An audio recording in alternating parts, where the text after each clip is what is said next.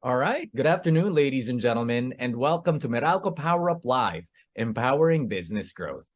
Power Up Live is a webinar series which aims to empower businesses with power demand below 500 kilowatts through energy services and solutions. My name is Kevin La Peña, and I will be your host for this afternoon's program. So, for today's session, our speakers are going to be talking about Meralco Biz Services and Solutions, power situation and supply outlook, obligations of designated establishments under the Energy Efficiency and Conservation Act, and energy efficiency solutions that can help customers comply with the law. Now, speaking of the EEC Act, did you know that the threshold for business customers has been lowered to 50,000 kilowatts annual average consumption? Businesses with annual average consumption 50,000 kilowatts and up are now required to implement energy efficiency practices. More on this from our guest speaker later on in our program. Rest assured that you can always count on Meralco and its partners like the Department of Energy and MServe, who will be joining us today to help your business comply with the law and operate more efficiently. So, before we proceed with today's presentations, of course, I just want to check in on how you guys are doing so far.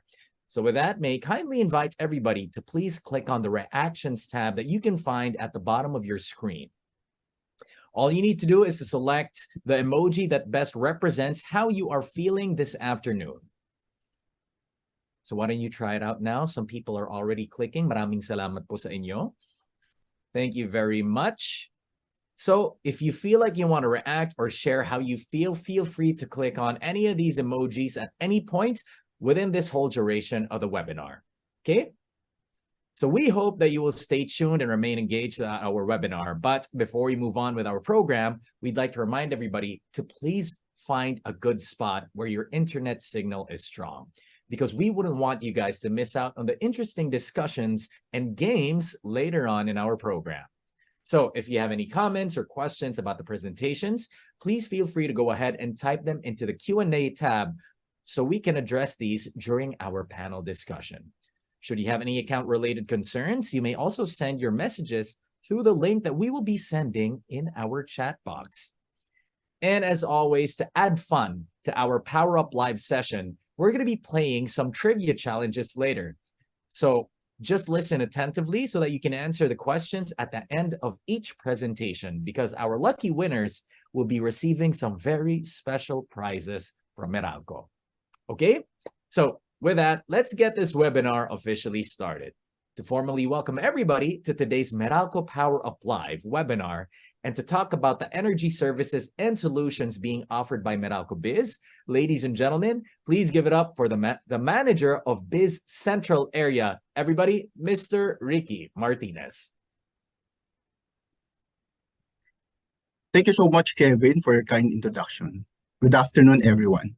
But before we start, I would like to thank the following for always being gracious in sharing their time and expertise: Director Irma Esconde of the Electric Power Industry Management Bureau of DOE, Director Patrick Aquino of Energy Utilization Management Bureau, and also from DOE, and Mr. Cholo Pabilona of MServe.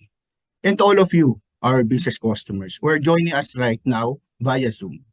Maraming salamat po for sparing your time to today's Power Up Live. This Power Up Live is one of Meralco's successful customer engagement programs, where we bring together our customers, sharing of product innovations, pricing programs, energy industry programs, and other informations related to regulatory policies and directly impacts the business of our customers. We will start this session with Meralco's partnership program and services that we can empower the business.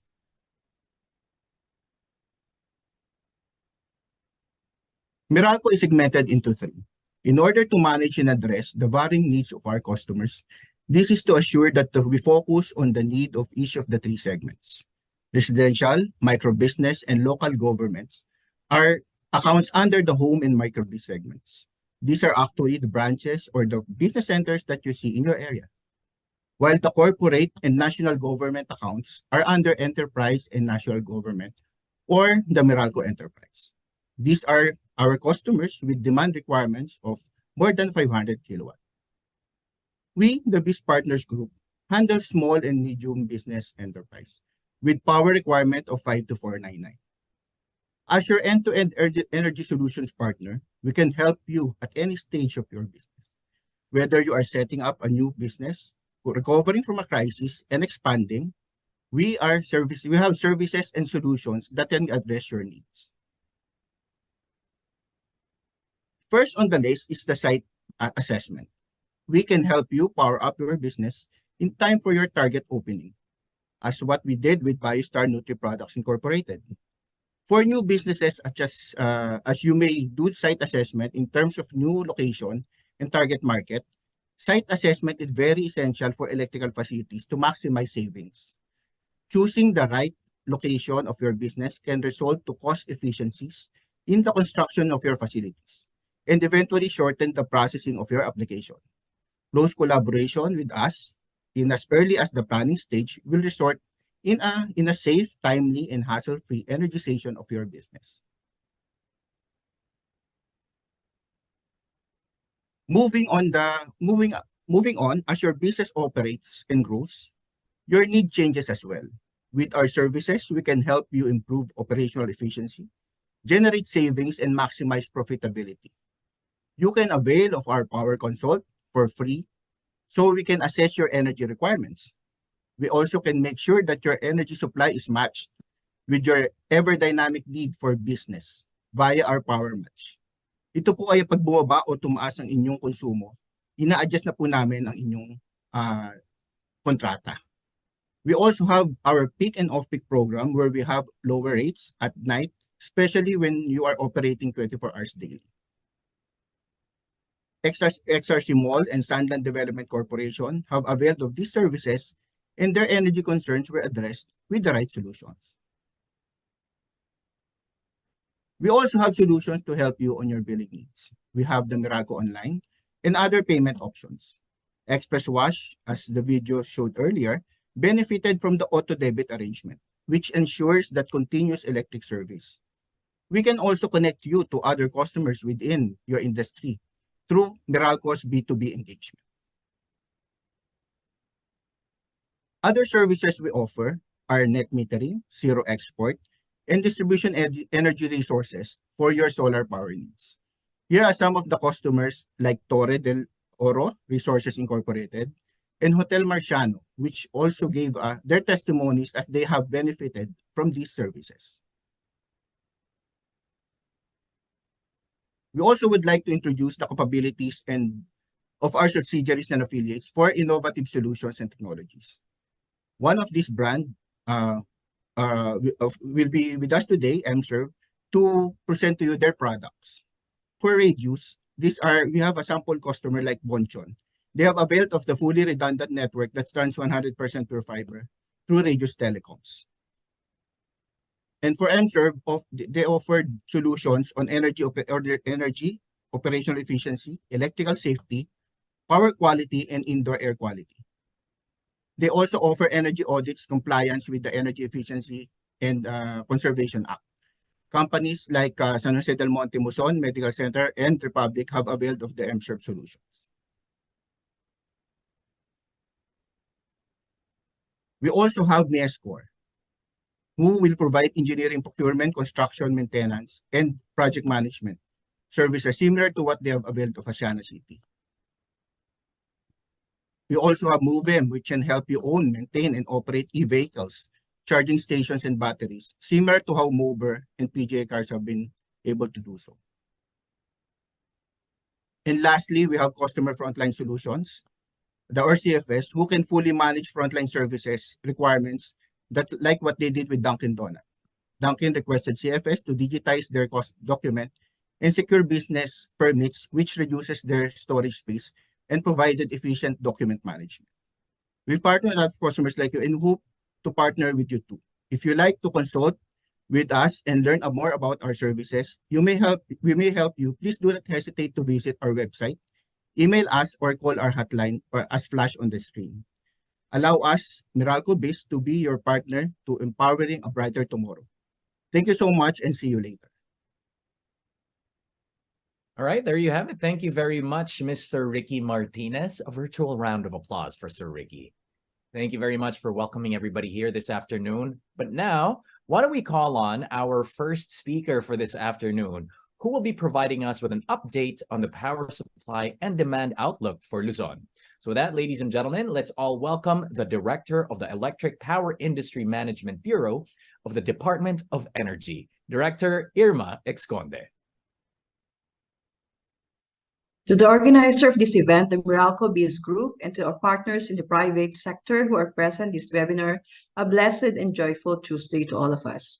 On behalf of Secretary Popo Lutilla and the DOE family, we again express our appreciation for the invitation of Meralco to this event before the year ends in order to provide updates on the power situation in 2023 and outlook for 2024.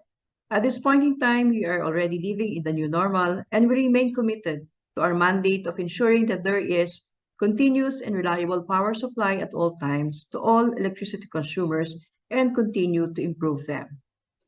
We have seen this slide a couple of times, but this serves as a reminder to all that the DOE's mandate, vision, and mission continues, which is to improve the quality of life of the Filipinos by formulating and implementing policies and programs to ensure sustainable, stable, secure, sufficient, accessible, and reasonably priced energy.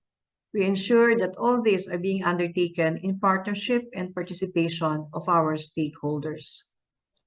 The DOE will be releasing soon the Philippine Energy Plan 2023 to 2050, which is anchored on the Ambition Natin 2040 and the Marcos Jr. administration's 8-point agenda, 8-point socioeconomic agenda. The Energy Strategic Framework has 3 major objectives coined as ARC, which means access to affordable energy, reliability and resiliency, and clean and sustainable energy. Forming part of the PEP are the power supply and demand outlook in the medium to long term up to 2050. This is the resulting 2023 to 2050 power supply outlook for the Luzon grid. Before we discuss the specific numbers, let me orient you first on the legends used in this graph. The red line corresponds to the total peak demand for the Philippines from 2023 up to 2050.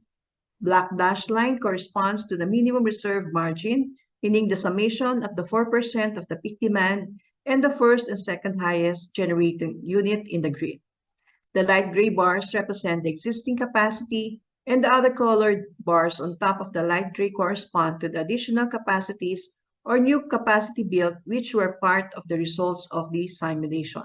For the specific scenario for Luzon, called reference scenario, the target share of renewable energy in the power generation mix is 35% by 2030 and 50% by 2040 onwards. And to meet these targets, the installed capacity should increase by about 4 times from 19,746 megawatts in 2022 to 80,781 megawatts in 2050.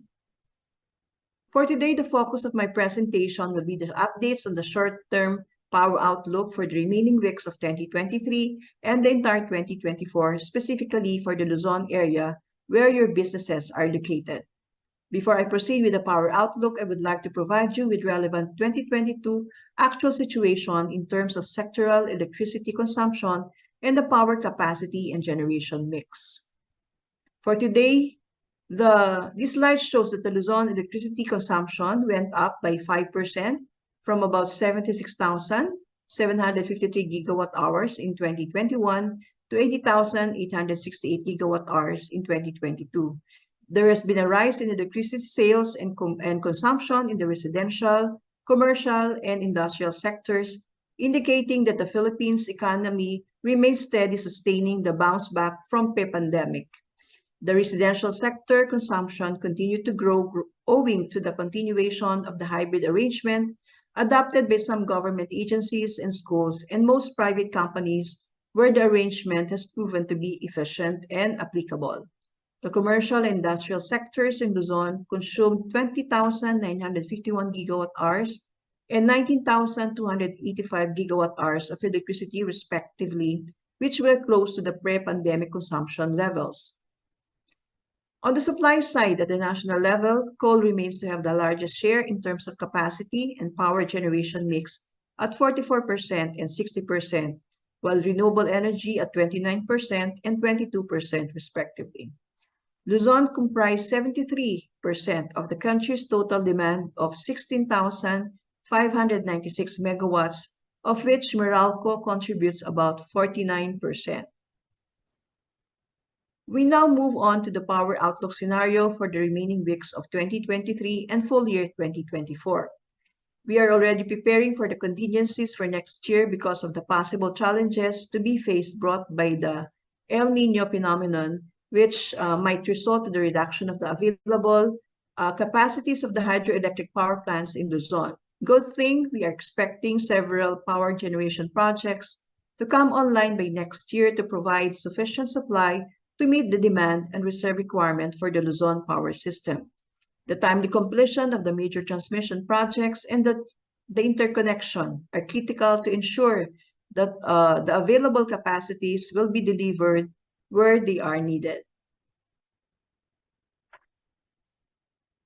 The slide shows the Luzon Power Situation Outlook 2023 in terms of the available reserve capacity, meaning the green bars represent the remaining available capacity after the demand has been met, and the horizontal lines representing the different reserve requirement to ensure continuous and stable power supply. If the green bar exceeds the black line, then there is enough capacity to meet all reserve requirements.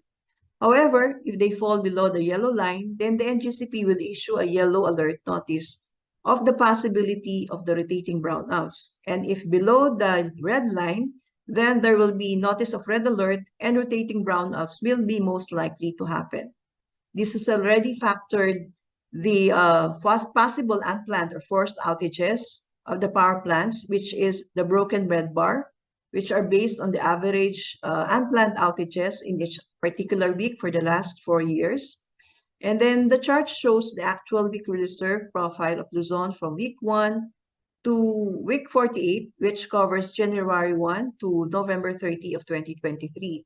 For the remaining 4 weeks of the year, we expect no critical power situation, even with the El Niño assumption of 70% duration of hydropower plants capacity.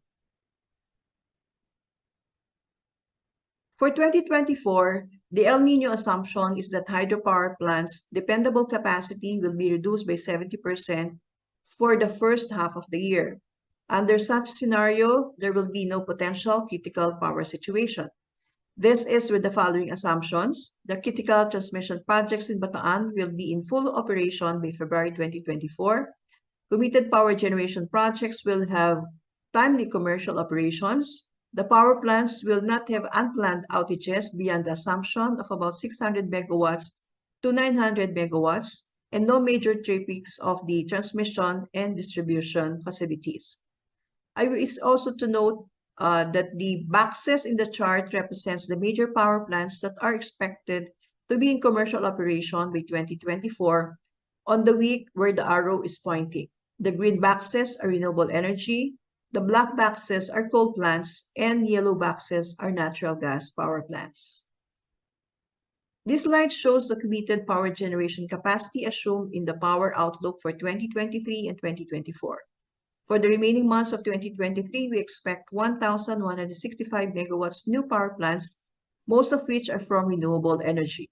For 2024, there will be 2,492 megawatts new power plants that will be coming on stream, mostly from natural gas at 1,320 megawatts and renewable energy at 712 megawatts. At this point, I would like to show the updates on our long-term vision for the energy sector to have a strongly rooted, comfortable, and secured life for the Filipinos. To realize this vision, we have laid down the targets for the energy efficiency savings, renewable energy share in the power generation mix, and penetration of electric vehicles in road transport. We have already started conducting studies and research on other emerging technologies, promoting the integration of information and communication technology in the energy system, and institutionalizing energy resiliency plans and programs. We know that in all this, we need a whole-of-nation approach, so we have been working with other government agencies and private sector in order to achieve these targets. And as a member of the international energy community and part of the Philippines' contribution to the global energy transition, the DOE is espousing to support the following to bring out the full potential of the country. One is the offshore wind development. Two is right skilling of Filipino workers and international accreditation initiative. And three, mining and manufacturing of green materials. In all this, we still emphasize the need for the timely completion and full operation of transmission and distribution facilities, and the need for investments and utilization of smart grid facilities as we embrace the digital era. And in case the NGCP issues red alert notice, we still expect that the Interruptible Load Program or ILP of the distribution utilities are ready to ensure that any possible power interruptions will be avoided or minimized. Thus, we encourage the Meralco customers who are already ILP participants and as well as the prospective ILP participants to be part of the solution to the power supply challenges if the situation calls for it. In all the power-related policies, the DOE is closely working with the Energy Regulatory Commission to ensure that the policies and regulations are harmonized and will be implemented accordingly and successfully. Before I end, please be informed that the details of the list of existing power plants, the committed and indicative power projects, and the copies of all the DOE-issued policies are downloadable at the DOE website, www.doe.gov.ph. We hope we have provided the necessary information to guide you in your business and investments. Rest assured of the DOE's commitments to its vision and mission. We also call for your continued support and cooperation in all our plans and programs. Maraming salamat po and God bless. Maraming salamat din po sa inyo, Director Ice. Thank you very much for the wonderful presentation. So I hope you guys were paying attention because we're going to put that information to good use in just a little bit, okay? But by the way, for those of you who may want a copy of Director Ice's presentation, a recording of this webinar will be uploaded in the Meralco website. Once the link is available, it will be shared with all of our registered attendees. And also, if you have any comments or questions on our presentations, please go ahead and type them on the Q&A tab, because later on, we're going to be addressing them during our panel discussion, okay? Meanwhile, it's time to play a quick trivia challenge where we're going to be asking a question based on Director Ice's presentation. So all you need to do is to type your answers into the chat box below. And whoever sends in the correct answer ahead of everybody else will get to win a special prize, okay? So listen up, everybody. Here is our very first trivia question. Give one objective of the Energy Strategic Framework. Just one. Give one objective of the Energy Strategic Framework. Okay, thank you very much for everybody who are already typing in their answers. There are three possible answers that we're looking for. So in the interest of time, I'm going to give you a few more seconds. 3, 2, 1, and that is it. Thank you again to all those who participated. Our correct answers for this question are access to affordable energy, reliability and resiliency, and clean and sustainable energy. If you answered the fastest, and if you answered any of these options, congratulations in advance. Please wait till the end of the program where we're going to be announcing our official list of winners. All right, so now for our next presentation. Our guest speaker will be talking about the obligations of designated establishments under the Energy Efficiency and Conservation Act. Ladies and gentlemen, a warm welcome for the Director of Energy, Director of the Energy Utilization Management Bureau of the Department of Energy. Everybody, please welcome Director Patrick Aquino. Good day, I'm Director Patrick P. Aquino of the Energy Utilization Management Bureau of the Department of Energy. The EEC Act institutionalizes and enhances energy-efficient consumption and grants incentives to energy efficiency projects with the goal of making EEC the national way of life for all Filipinos. The EEC Act includes the promotion of efficient and judicious utilization of energy, increase in the utilization of energy efficiency and renewable energy technologies, and the delineation of responsibilities among various government agencies and private entities. To date, several policies have been issued to support its implementation. The numbers are flashed on your screen. Those required to comply with the EEC Act are the energy-intensive, particularly in the commercial, industrial, and transport sectors, which are identified as designated establishments or DEs. For calendar year 2022, 4,730 DEs have submitted their annual energy utilization report and annual energy efficiency and conservation report to the DOE. This was a 29% increase in compliance from the 3,660 DEs of the previous compliance period. To ensure sustainable operations of DEs, the EEC Act requires them to implement energy management systems, undergo energy audit once every 3 years, employ EE practitioners, and submit annual energy consumption and annual energy efficiency and conservation reports, among others.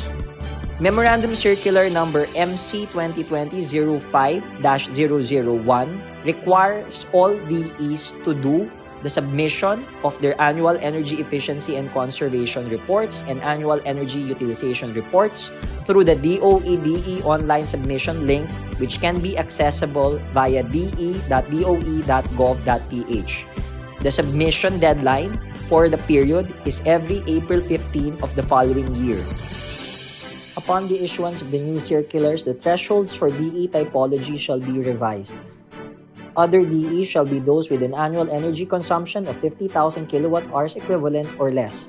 Type 1 DEs shall be those with an annual energy consumption of more than 50,000 to 500,000 kilowatt-hours equivalent for the commercial and transport sector and more than 50,000 to 1 million kilowatt-hours equivalent for the industrial sector. As for Type 2 designated establishments, they are those with an annual energy consumption of more than 500,000 to 4 million kilowatt-hours equivalent for the commercial and transport sectors, or more than 500,000 to 8 million kilowatt-hours equivalent for the industrial sector.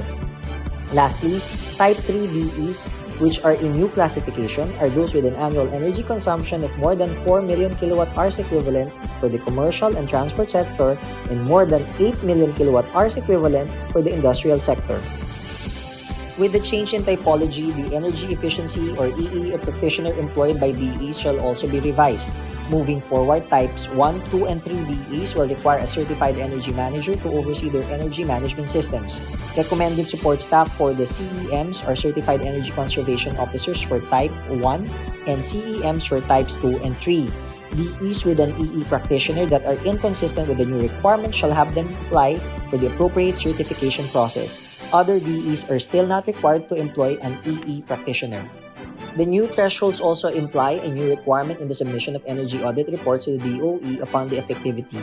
Other DEs are encouraged but not required to submit a Level 1 energy audit report. Type 1 DEs shall be required to submit a Level 1 energy audit report.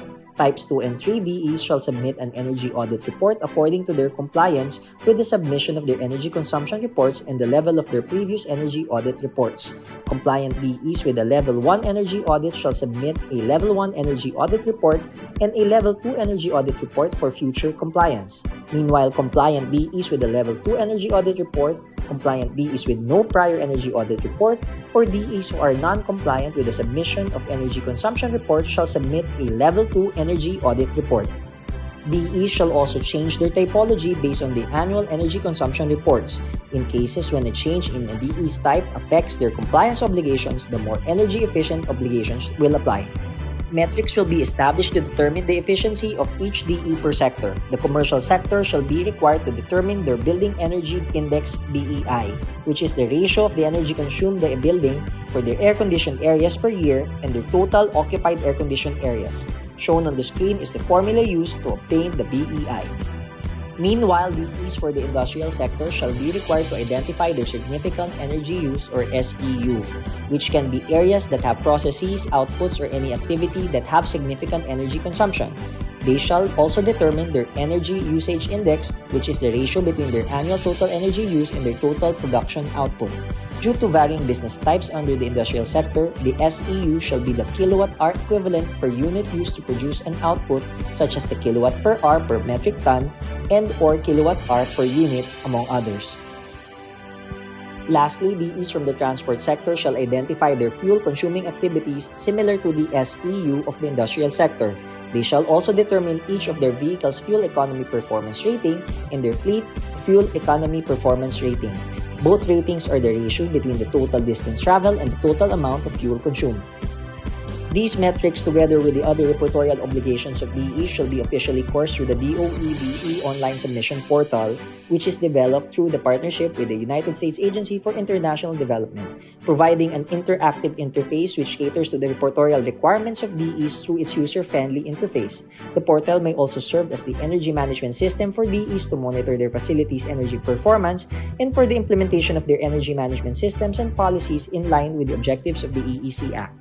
To ensure granularity of data, DEs shall report their disaggregated fuel consumption, enumerating all energy sources. The energy-conserving design of buildings will also be among the requirements for DEs. It is a set of guidelines that aim to address the need to provide energy efficiency guidance in the design and construction of buildings in the country. The guidelines are intended to serve as an easy reference towards a cleaner, energy-efficient, and environment-friendly building design. Among the key aspects of the guidelines is the building envelope of a facility. This portion provides guidelines on the utilization of overall thermal transfer value method, shading devices, and shading coefficient and reflectance in facilities design. Provisions for mechanical systems are also included in the guidelines. These systems include air conditioning and ventilating systems, and various operating systems in buildings such as fan, pumping, and air distribution systems. The design guidelines also include the use of various control mechanisms and guidance on key set parameters such as temperature and humidity. Similarly, the provision for electrical systems prescribes the utilization of established energy-efficient technologies. These include lighting systems, the use of high-efficiency electric motors, and the prescribed maintenance of electric power and distribution for establishments. The use of renewable energy systems and technology projects are also recommended. In line with the Comprehensive Roadmap for the Electric Vehicle Industry, or CREVI, and in line with National Building Code, establishments constructed after the effectivity of the Electric Vehicle Industry Development Act, or EVIDA, shall designate dedicated parking slots for the exclusive use of EVs and include light electric vehicles. There are also provisions in the CREVI for the installations of EV charging station in these dedicated parking slots. To further streamline the utilization of EV and EV charging stations, a mandatory EV share in corporate and government fleets are also provided. The DOE recently concluded public consultations on the department circulars to reclassify DEs to better capture the energy consumption of the sector. Once again, I'm Director Patrick P. Aquino of the Energy Utilization Management Bureau from the Philippine Department of Energy. Thank you.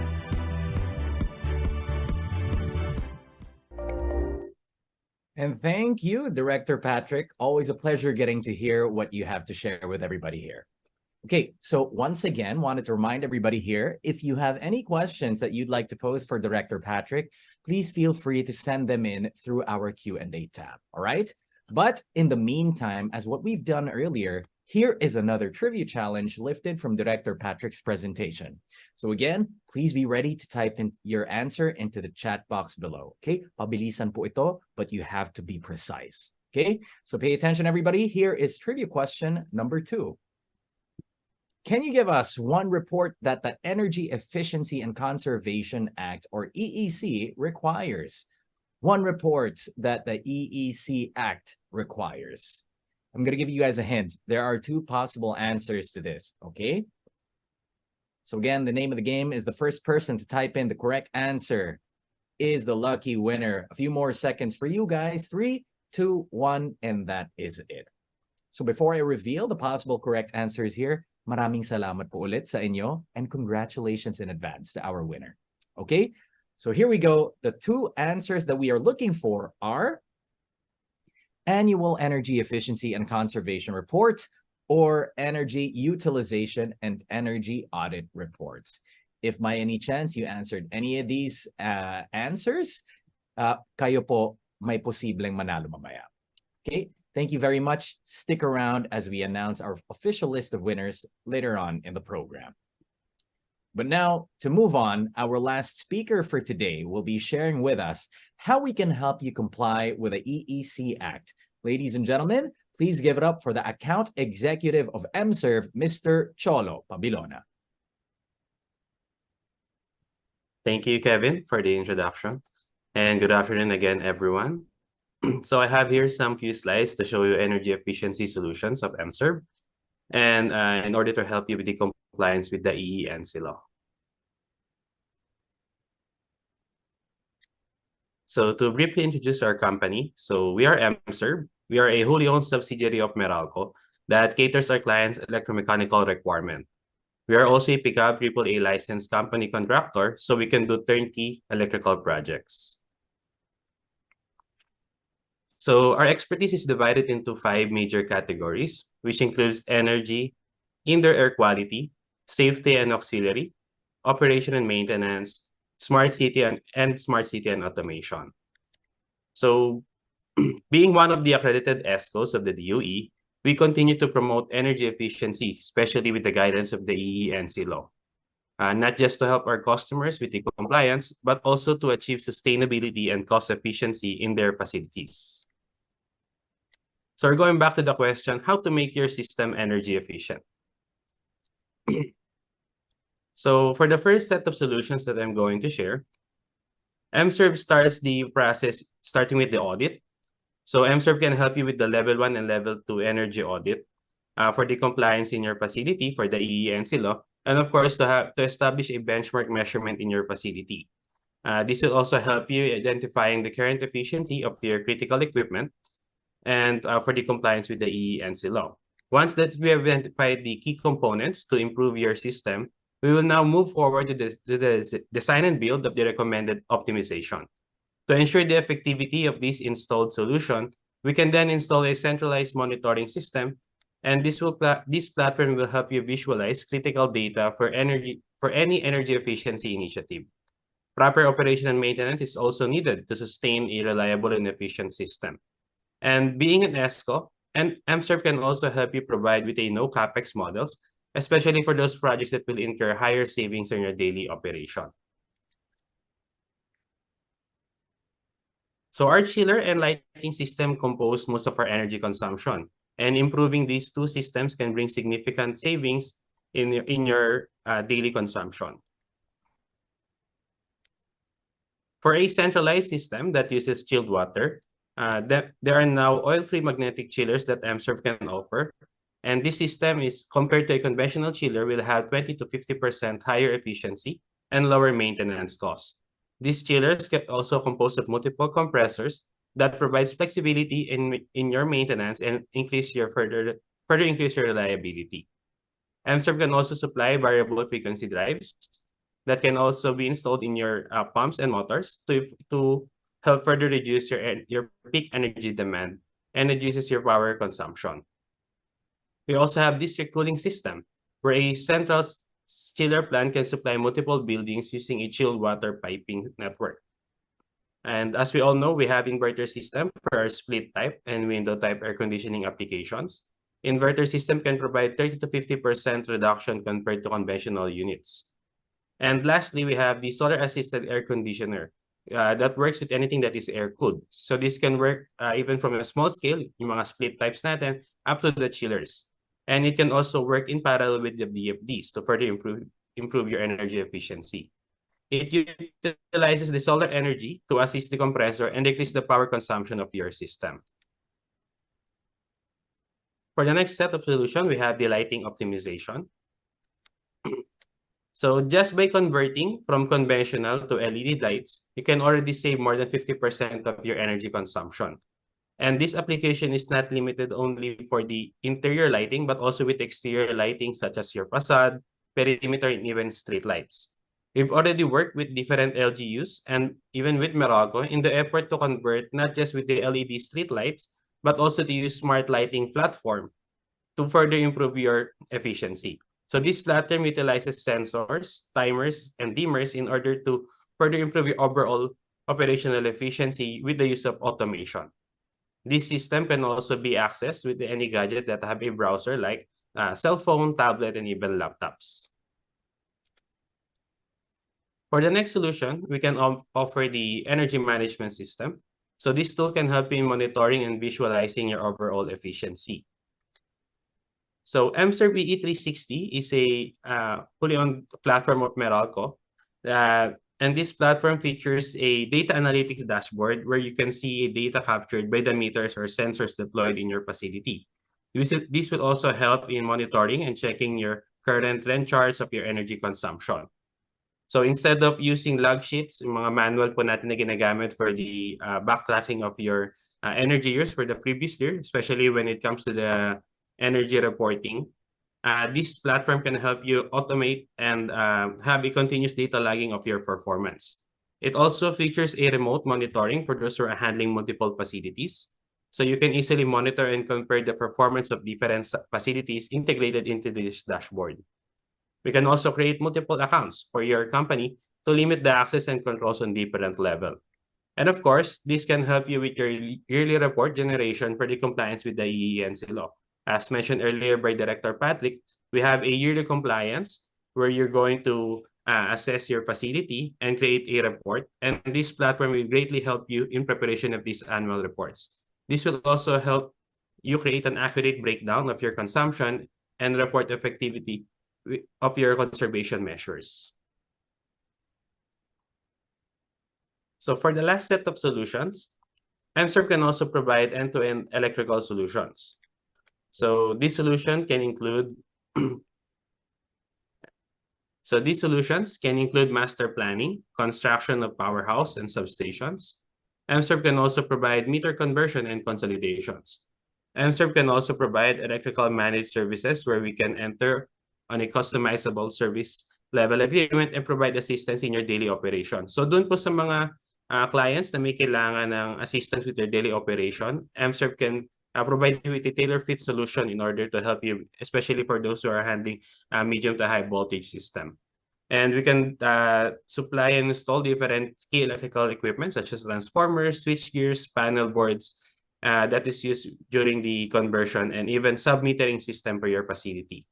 And if you're having trouble related to your power quality, MServe can also provide load side solutions such as UPS or uninterruptible power supply for your critical equipment, especially for those who have a critical equipment such as for those application hospitals or banks, and then capacitor banks for improving your power factor. We also have harmonic filters for harmonic distortion correction, and even sag correctors for those who are experiencing many voltage sags in their facility. And that's it for my last slide, and we hope that you learn about the new technologies about energy efficiency, and we are looking forward to help you future-proof your business with energy efficiency solutions. Thank you. All right, thank you very much, Mr. Cholo. Wonderful presentation. Everybody ever so eloquent this afternoon. But now that we've gotten to hear from our three speakers, now we have reached our third and final trivia question based on, of course, Mr. Cholo's presentation. So to everybody, please pay attention. Last chance to be able to bring home a special prize. Okay, pay attention. Here's trivia question number 3. Give us one energy efficiency solution that MServe can offer. Type your answers in now. Quickest person to type in the correct answer gets to win a prize. 12 possible answers we're looking for, so more opportunities for you to be able to win. Okay? So since maraming mga options natin dito, I'm going to cut the typing in 3, 2, 1, and that is it for now. So here are the possible answers that we are looking for. Energy audit, smart metering, EE360, automation platform, oil-free magnetic chillers, variable frequency drive, district cooling system, inverter system, solar-assisted air conditioner, LED lighting, smart street light, or smart lighting. So if ever you were able to answer any of these 12 possible correct answers, baka kayo na po ang mananalo mamaya. So with that, thank you again for your active participation. Please stay tuned. We're going to be announcing the official list of winners later on in the program. And with that, I believe our attendees have already posted some comments and questions directed to our speakers. So this brings us now to our panel discussion. So with that, let's call back our speakers, Mr. Ricky, Director Patrick, Mr. Cholo, and representing Director Irma is Mark Maroliano from the DOE. Gentlemen, thank you very much for joining us this afternoon. And thank you for the presentations as well earlier. But now we're going to give a chance to our speakers, or sorry, I should say to our guests, to be able to interact with the four of you here, okay? So what we're going to be doing is we will be reading from the questions that they submitted. And these questions are already directed to each of you, okay? But it will always be worth mentioning, if any of you want to chime in, or if you want to add anything to the answers or to the questions, feel free to interject at any point. Okay? So here is our first question, which is directed to you. So Ricky, can Meralco provide energy assessment and show how we can save on energy cost? Can Meralco provide energy assessment and show how we can save on energy cost? So Ricky. Definitely, Sir Kevin. So we conduct free power consult, and Meralco can guide you how to optimize your operations through energy efficiency. Efficiently learnings from the forums like engagement that we had this afternoon. So your power match to determine the supply of load requirement, alignment, and check on how your power factor to identify savings and efficiency. So the 3-1, we have the power match, the power consult, and the power efficiency. These are different programs from Meralco that help you assess and give you energy savings eventually. Thank you very much, Sir Ricky. Okay, moving on to the second question. Director Patrick, para sa inyo naman po ito. What is the certification process of energy managers? Well, thank you for the question. The certification process for energy managers, I think in the presentation there's a QR code link. You can scan the QR code and you can see the requirements and make the applications. You can also visit the DOE website, www.doe.gov.ph.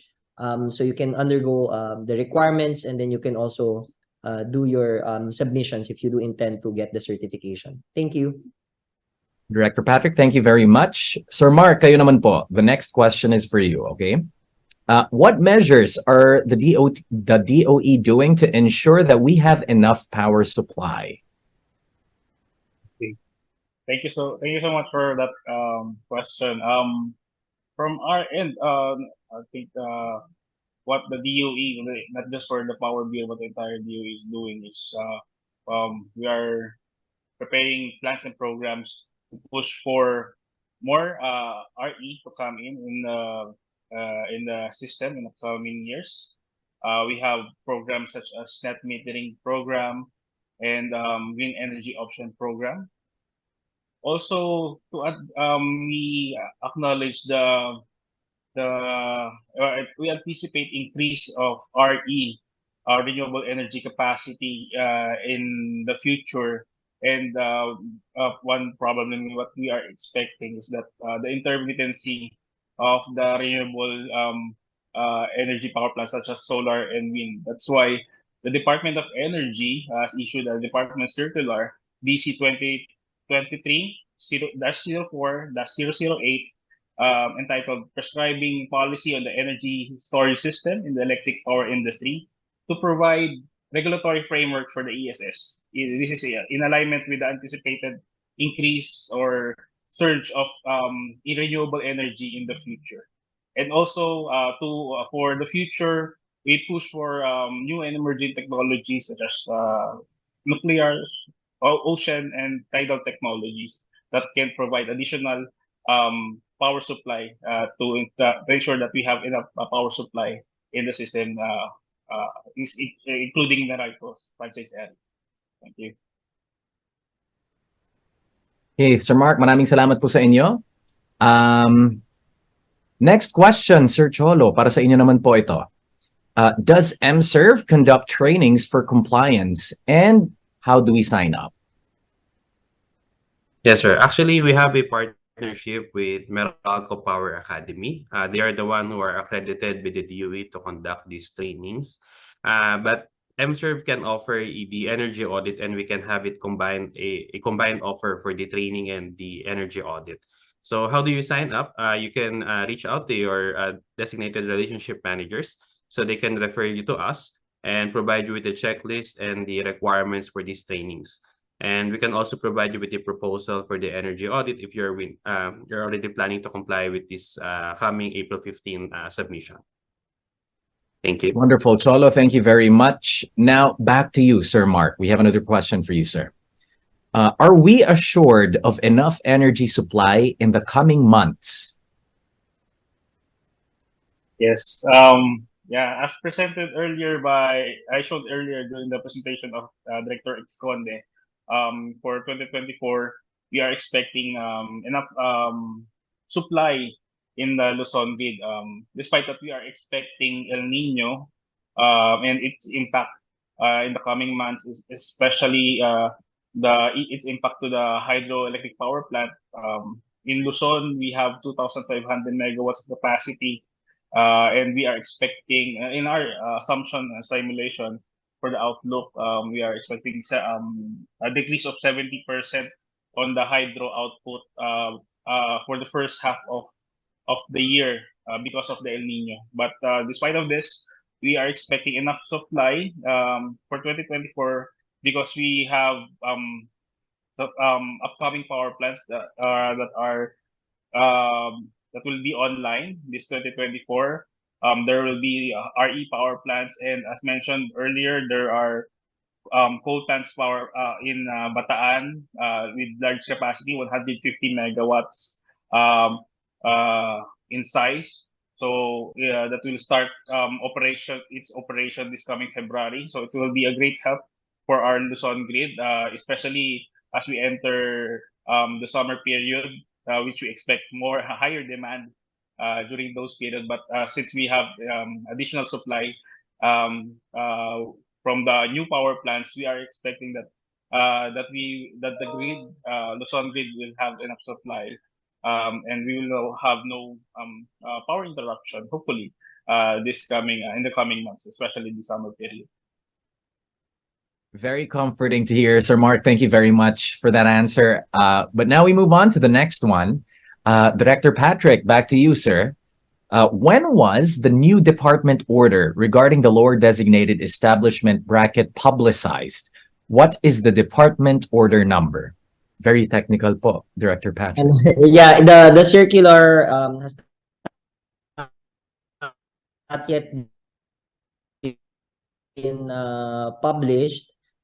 Later this month, we get to publish it, or depending on procurement, government procurement process, will get to have that published probably in January already. But rest assured, once it's published, it will be available in the DOE website. So, in the version that will come out is the same one that we presented in the public consultations last August this year. Thank you. Thank you, Director Patrick. So moving on to our next set of questions, looks like sinusulit na po ng mga viewers natin yung time nyo dito, Director Patrick. Because if you wouldn't mind us asking a few more questions after this, the succeeding questions are directed to you, sir. What Great. are the requirements for Type 1 designated establishments? Director Well, Patrick. yeah, based under the existing circular, Type 1 designated establishments have the reportorial obligations. Those are the twin reports that we mentioned: the annual energy efficiency and conservation report and the annual energy utilization report. In addition, you're also required to have undergone an energy audit once every 3 years, have an energy efficiency practitioner, in this case a certified energy conservation officer, and then in addition, make submissions to demonstrate your plans and programs towards your energy efficiency targets. These are just to name a few under the existing issuances, the existing issuance that we have. But as I did indicate in the AVP earlier, there will be a shift a downward revision in terms of the annual energy consumption threshold with the issuance when it gets published and takes effect, that there is going to be a clear categorization now in terms of the obligations for designated establishments belonging to either commercial, industrial, or transport sectors. So those are in a nutshell. For more information, of course, you can visit the DOE website for reportorial compliance. If you want to get a feel of how that's going to go, you may visit the de.doe.gov.ph. If you're part of the threshold, annual energy consumption threshold, you should be able to sign up yourself or through your designated certified energy conservation officer for type 1 or certified energy manager for type 2 designated establishments. All right, thank you very much, Director Patrick. So to everybody watching, I hope you guys are paying attention. Very important that you took down the website of the DOE. Dapat pala, Director Patrick, sinama natin yung website ng DOE sa trivia, no? Para maalala talaga nila. Lots of vital information on the website. Okay, so now moving on to the next question, Director Patrick, again, this is going to be for you. What is the latest minimum annual power consumption to be considered as DE? Well, in the forthcoming circular, you will be seeing it's going to be 50,001 kilowatt hour equivalent. That's going to be the minimum annual energy consumption to be classified as type 1 energy designated establishment. And then the type 2 beginning with 500,001 kilowatt hour equivalent. And then we do have a new typology for type 3, which is in excess of 4,000,001 kilowatt hour equivalent. So hopefully this will take effect once we get to publish it, if not this month or next month. So definitely in terms of the reportorial period, you can expect this typologies to be in place, but was indicated in the circular that we had public consultations on. Of course, we will give leeway for transition, especially if you're coming from or you're a first-time covered designated establishment in terms of the obligations. Thank you. Thank you, Director Patrick. Okay, it's worth reminding everybody again that just because we are going through our panel discussion right now doesn't necessarily have to mean na kung may tanong man kayo that you stop from sending your questions in through the Q&A tab, okay? So if you have anything that you'd like to share or to ask to any of our speakers, kay Director Patrick, Sir Mark, Sir Ricky, and Sir Cholo, mag-send lang kayo ng mga tanong niyo. We'll try our absolute best to address them during this whole discussion. But if we don't, wag kayo mag-alala. Our representatives are going to reach out to you guys even beyond this afternoon's program. Okay? So now, with that being said, moving on to our next question that we're going to be addressing here, Director Patrick, this will be to you again. Since we are a small enterprise and have recently been experiencing slow and declining business activities, and related to your requirement for an engineer, should the engineer be a permanent employee, newly hired, or can be current one? Or can it be a consultant? Is there an exemption? And if yes, how can we be exempted? Okay, there is no exemption indicated. We've clarified that in the upcoming circular. What we do indicate, and it's still, we've explained it actually, that you can designate an existing personnel to be your certified energy conservation officer, your certified energy manager. Of course, we do have recognized training institutions already, but they do have to undergo those training requirements. But yes, it doesn't necessarily have to be a new person to come in. You can train personnel and designate them accordingly. Again, do the trainings. We have the listing as well of the DOE recognized training institutions for you to get the certification for energy conservation officer, energy manager, and energy auditor. Thank you. Thank you, Director Patrick. Okay. So another question here, I think medyo on a roll tayo, Director Patrick. It's like we have an ongoing conversation here because our next question is directed to you again, sir. Can we approach a third party to represent our company for the required CEM? Yeah, definitely. As I responded earlier, you can use your existing personnel. You can engage the services of a third party, provided that make sure that when you engage the services of a third party, that the third party's personnel, if it's an individual, is in the certified energy conservation officer or certified energy manager or certified energy auditor list of the Department of Energy available in the DOE website.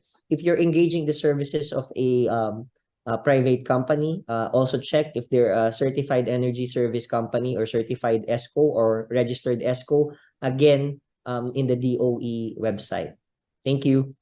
Thank you, Director Patrick. Okay, Sir Ricky, para sa inyo naman po ito. Okay naman po kayo dyan, Sir Ricky.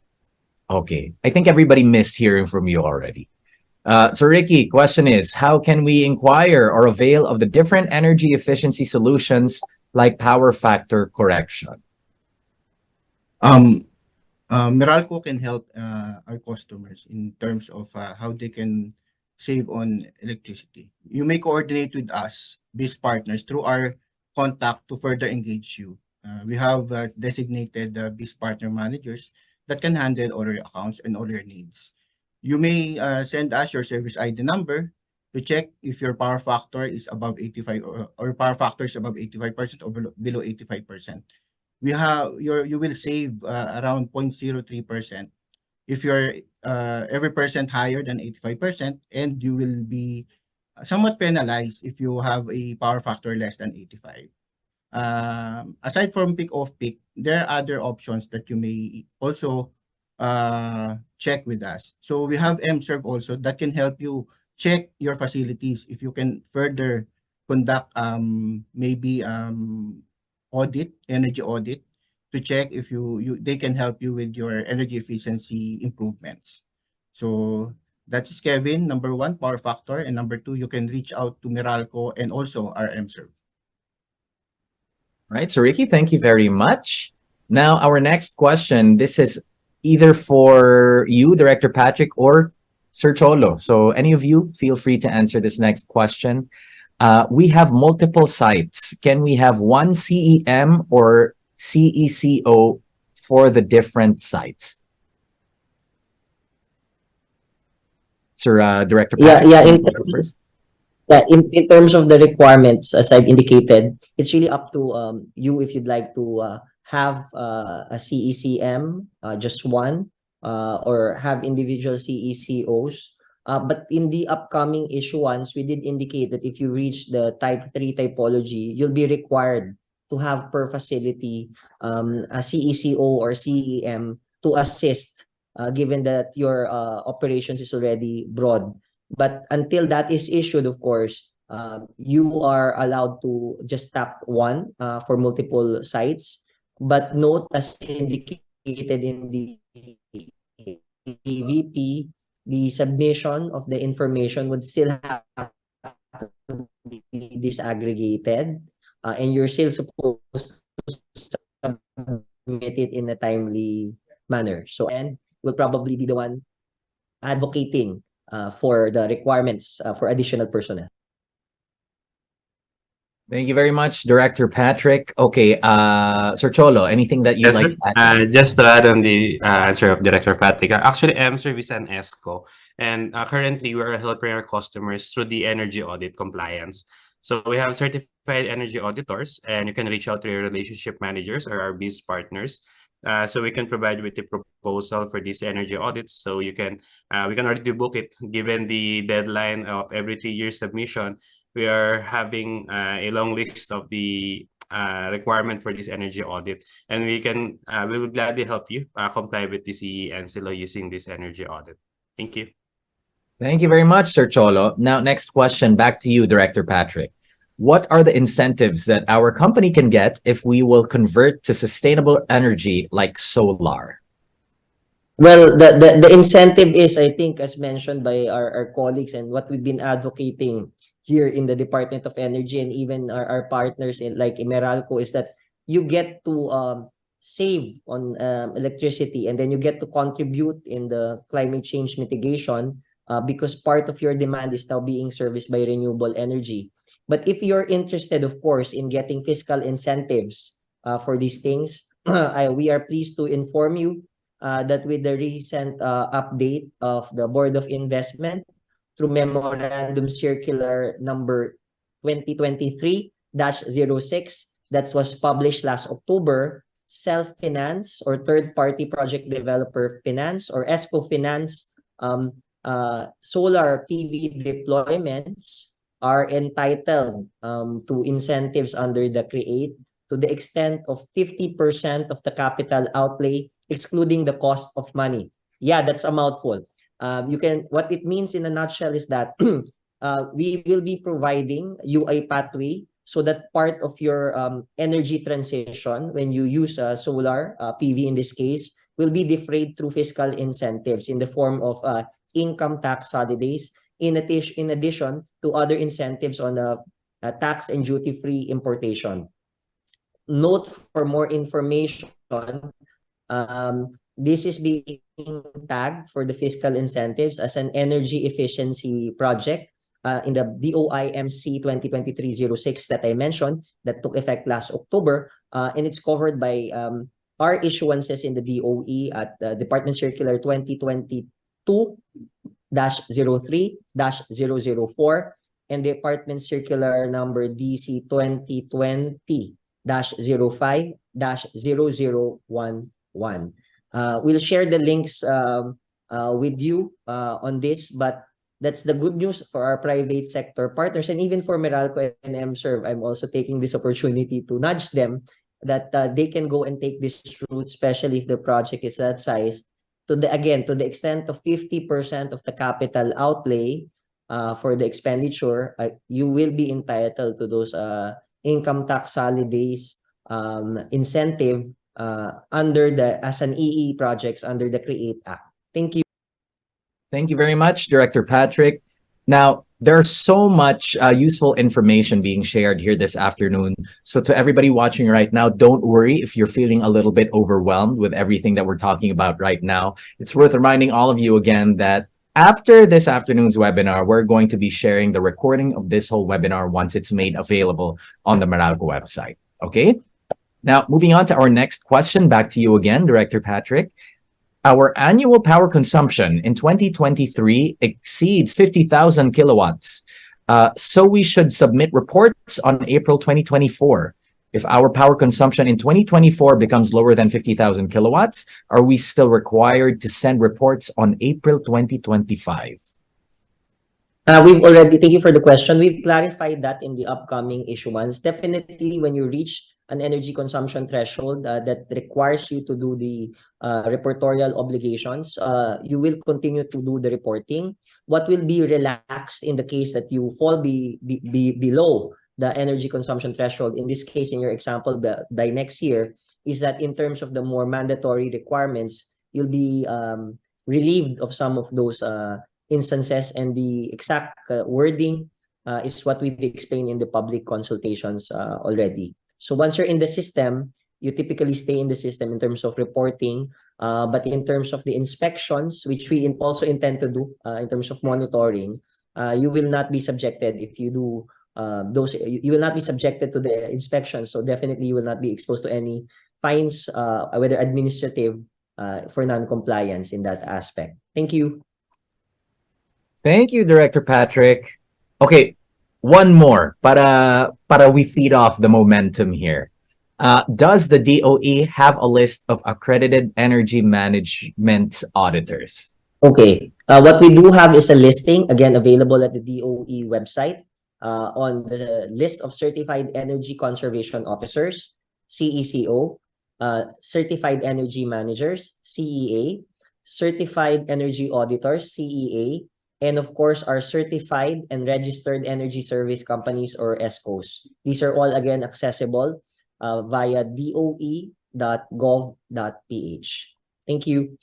Thank you, Director Patrick. Okay, you have some time to get a little bit more comfortable there, Director Patrick, because so Ricky, back to you this time. Aside from peak off-peak, are there other options for companies operating during the daytime? Yes, we are asking, we are being asked of this, So we all know that peak ours now are the daytime. So most of the daytime users were somewhat billed medyo high if you go for peak of peak. But one of the options, as Director Patrick mentioned, is to go solar. So they can avail of the solar panels, and the solar panels will generate electricity for them, maximizing the sunlight in the daytime. Also, you have to partner it with net metering and also our zero export. This way, walang tapon. All of the energy generated by a solar panel will be used either own use or you can bring it back to the grid. So one option, you can go solar if you cannot avail of the peak off peak. Okay, so Ricky, thank you very much. And if you wouldn't mind me sharing, I really appreciate everybody sending their questions in. Just goes to show, napaka-interesado talaga ng mga guests natin this afternoon with everything that we've been discussing. So if you'd like to send in more questions, feel free to do so, okay? Now, moving on to the next question, Director Patrick, back to you.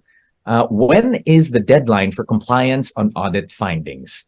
What if the establishment doesn't have funds yet to close all the audit findings?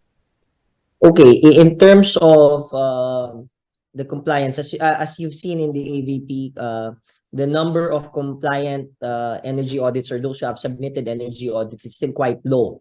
And as we've indicated in the upcoming circular, if you were unable to undergo an energy audit for the preceding period or you submitted late, you will be already obliged, especially if you're already type 2 or type 3, to undergo a level 2 energy audit using the ASHRAE system. That's what we've indicated. So that's your essentially the punitive aspect of that. If you've been able to comply on time and there's a change, you will be afforded the full extent of the 3-year period. So that will be until 2026, if I'm not mistaken, to submit and have an energy audit. Now, if the question is on having the inability for resources, what we are looking for, of course, is that those aspects of the energy audit findings that you can implement already, there's a demonstration that you're able to do it already. Of course, that will be taken in consideration in the possible, if you will be provided with any fines or penalties if you were subjected to the inspection and it turns out that you've not been able to do all of these things. So again, our goal, and I've been repeating this in the entire webinars that we've been having, our goal is really on compliance and not the imposition of penalties. I think it's evidently clear in all of the presentations of our speakers that going into this energy efficiency, the deployment of renewable energy, is really part and parcel of our energy transition. It's good for the bottom line. It's also good for the environment. So that's the greatest selling point of going into all of these. So again, we're after for compliance and not to go around and look for imposition of penalties. Thank you. Thank you very much for clarifying that, Director Patrick. And I think it's very apt that you were able to mention that at the end of your answer, because I think the next question is somehow related to that. Again, the compliance and the penalties that will follow to the non-compliance. Because our next question again for you, Director Patrick, are we required to submit this annual report? Will there be any penalties if we fail to comply? Definitely, the non-compliance. We're measuring compliance in the demonstrable way that you are, whether you even log in or sign up in the DE online system. All of these things are taken into consideration. We've actually outlined the process by which we intend to do the administrative procedure for the enforcement activities last week. And as you can see, even in the public consultation, we've been very clear that we will follow due process. We'll afford you with sufficient opportunity to go into this. Again, let's say if the question is on energy management system, are you required to get ISO 50001 certification? We've been consistent in answering that is that no. If you do go into ISO 50001 energy management system certification, well and good, it's a bonus. But the important is now, if in the checklist of requirements, you've not even complied with any one of the checklists, then you can expect that, the serious consideration on the department side is that we might be constrained to impose administrative fines or penalties to extract compliance. But again, our goal is really more on compliance and not on penalty imposition. Thank you, Director Patrick. And again, in line with compliance, next question for you is there a deadline in complying with the EEC Act? The deadline actually is every year. For the full year of 2023, the deadline for your reportorial submissions, the energy audits, all of the items that I've listed is on the 15th of April in 2024. So it's an ongoing requirement. It doesn't mean you submit this year or next year, that's it. As long as you're in operation, you will be asked to continue to comply because energy consumption and energy demand is an ongoing concern. And what we want to do is we want to maintain the sustainability and make sure that what we produce using renewable energy, for example, is able to be efficiently utilized using energy efficiency systems, technologies, and practices. Thank you. Thank you, Director Patrick. And again, before we move on to the last few questions that were sent in today, reminding everybody again, more reason to stick around because if you feel like you've won in any of our trivia challenges, in just a little while, we're going to announce our official list of winners for today, okay? So please stick around for that. But before that, moving on to our next question, Director Patrick, how long is the validity of the energy audit once it is conducted? The energy audit validity coincides with the period by which you're required to do an energy audit. Since we started implementation of the EEC Act, we've counted that 2019, 3 years. So in 2022, that's the end of the first 3-year cycle. So we're now in the second cycle for 3 years. So it's always within a 3-year period. So it doesn't get adjusted actually. And we've also clarified that in the issuance, forthcoming issuance that will hopefully take effect in January next year. Thank you. Thank you, Director Patrick. Okay, so Ricky, this is for you. What happens to the excess credits from net metering after a year? Will it be zeroed out at the start of the new year?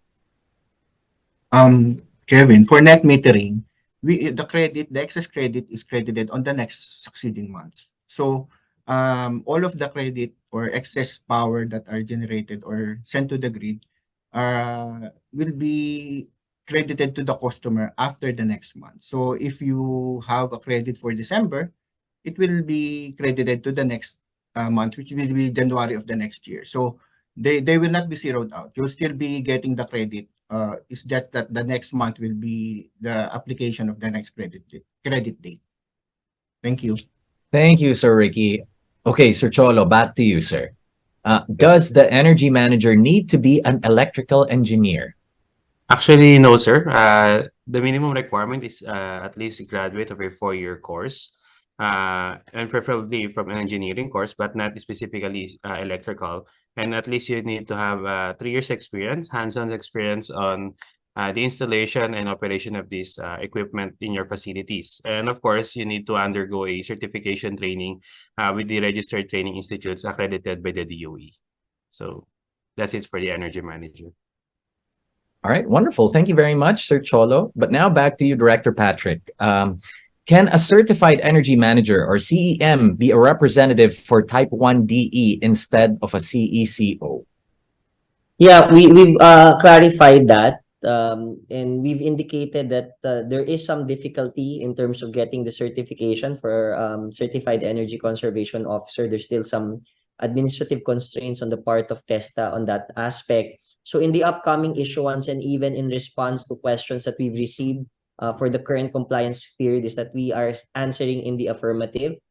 You can use your CEM for your compliance requirements as a Type 1 designated establishment.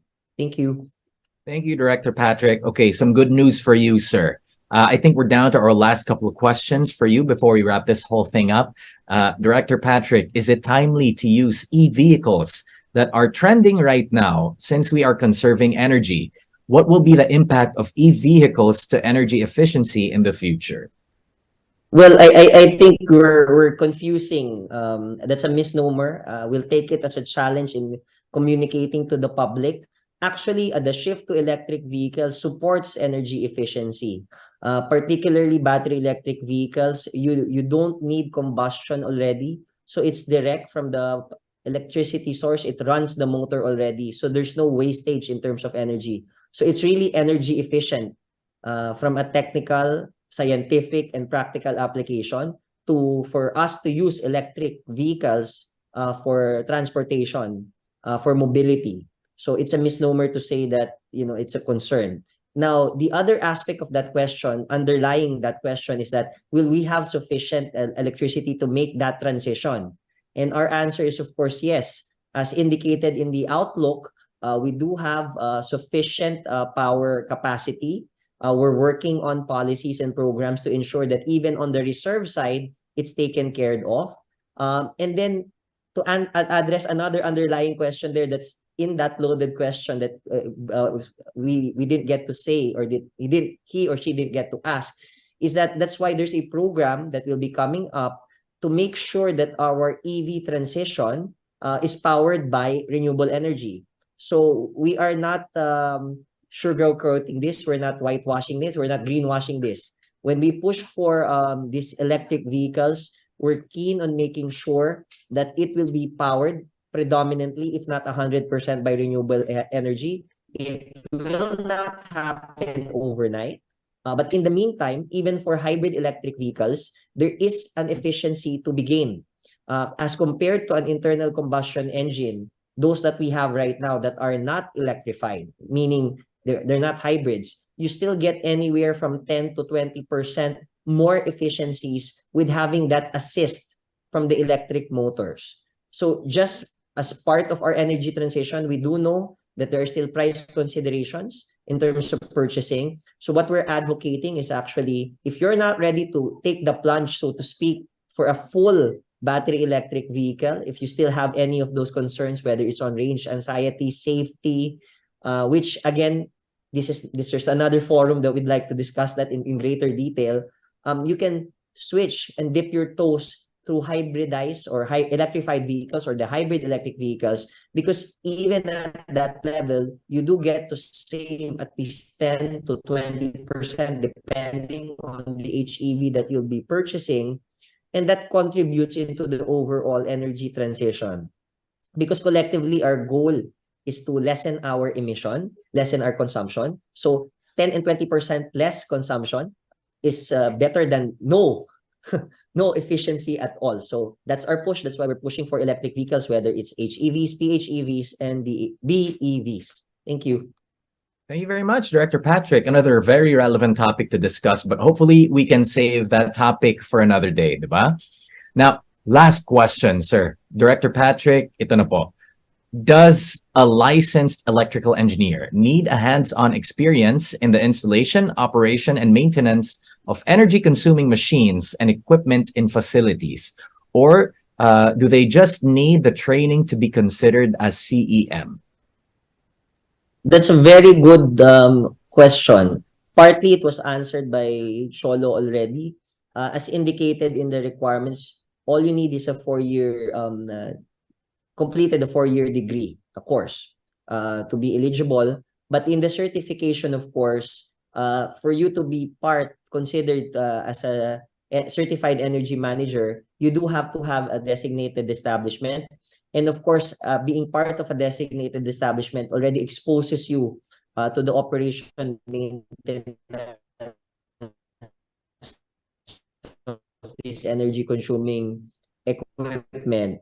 So it's required in essence. To the extent that you need to have hands-on experience, you do need to have on, because you will not be able to register as a certified energy manager if you are not tagged with a designated establishment, and you will only be tagged to a designated establishment if that establishment does have energy consuming equipments, you are exposed to operation and maintenance, so you get to do that. So the training, of course, supplements all of those things, but you do have to, again, be part of a designated establishment to be able to get certified in addition to the trainings. Wonderful. Thank you very much. And that wraps up our panel discussion for this afternoon. Thank you very much to all of our speakers. Let's give them a virtual round of applause, everybody. Thank you all so much. But one last favor from us to the three of you. Before we let you guys go, to the four of you, I should say, before we let you guys go, perhaps you might want to share some parting words for all of our guests who attended this afternoon. Director Patrick, I'm going to keep the momentum going. Perhaps we can start with you. Well, our message in time for the National Energy Consciousness Month this December is that you have the power. Energy efficiency starts with you. Thank you very much, Director Patrick. Sir Mark, anything that you'd like to share with everybody here? Yes, on behalf of Director Exconde of the DOE Electric Power Industry Management Bureau, we would like to thank Meralco for inviting us in this webinar to share your customers what the DOE's policies, plans, and programs are to ensure stable, secure, and reliable power supply, not just for Meralco, but for the entire country. So rest assured that the Department of Energy is leading Meralco and the rest of the energy sector and remain committed in this endeavor. Thank you and good afternoon. Good afternoon to you, sir. Thank you very much, Sir Mark. Sir Ricky, anything you'd like to share with everybody? Thank you, Kevin. Again, thank you to the panel and thank you to all the participants for this Power Up Live. I hope that all of you have been enlightened with the topics presented and looking forward to hearing from you soon. We can conduct this webinar for your group if you would like, and you just have to reach us. Again, allow us, your BIS partners, to be your partner to powering a brighter tomorrow. Thank you. Thank you, Sir Ricky. And last but definitely not the least, Mr. Cholo, any parting words for Yes, sir. our I would just like to thank everyone again and to our Meralco BIS partners for setting up this event. And we are looking forward to help you, our customers, in your energy efficiency journey. Thank you. Thank you very much. And once again, our heartfelt gratitude to all of our speakers for this afternoon. Another round of applause for our esteemed set of speakers. Maraming salamat po sa inyong apat. Okay, so with that, we hope our audience today was able to pick up some relevant measures to make their businesses more efficient in terms of energy, okay? And for those of you who have questions that were not addressed during the Q&A session, we're going to be reaching out to you after this afternoon's program. You may also encode your concerns or requests through our concerns form via the link posted into our chat box. Or you may also scan the QR code, which we are now flashing on your screens. And in case you have other power-related inquiries, you may also reach out to our biz partner managers through the channels being flashed on your screens right now. And I hope everybody has been enlightened by our distinguished panel of speakers. With that, thank you very much for joining our last webinar for the year. See you guys in 2024 for the next edition of Meralco Power Up Live, Empowering Business Growth. Once again, I'm Kevin La Peña. Have a pleasant day, everybody. Thank you very much.